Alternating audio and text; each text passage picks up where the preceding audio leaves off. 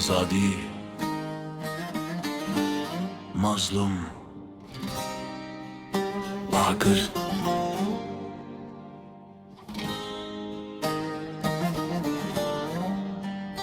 Di zindanê tarî de agir hat şewitandin, ne tenê ronahî bûrê hata firandin.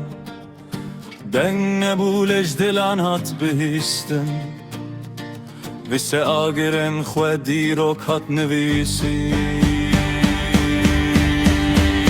Navê mazlum di şevê de hat gotin, wek nîşanê berxwedanê hat hildan.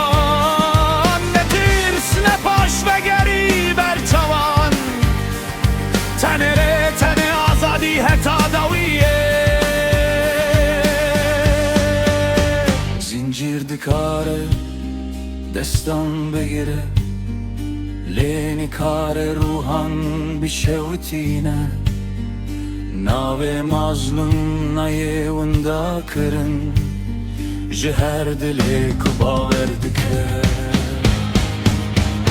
Ajîr di şevê de şewitî, navê mazlum di dengê me de ye.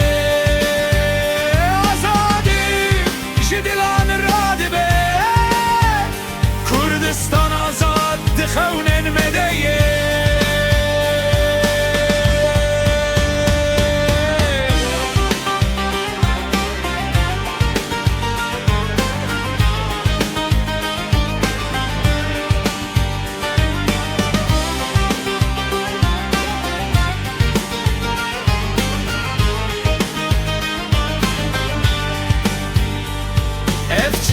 Ne tenê ya keseke, lê bi navê mazlum tê zanîn. Herkes ku radibe û dimeşîne, ji bo Kurdistanek azad û ser bixwe. Ev agir ne tenê agir e, ev biryar e, ev jiyan e, navê mazlum.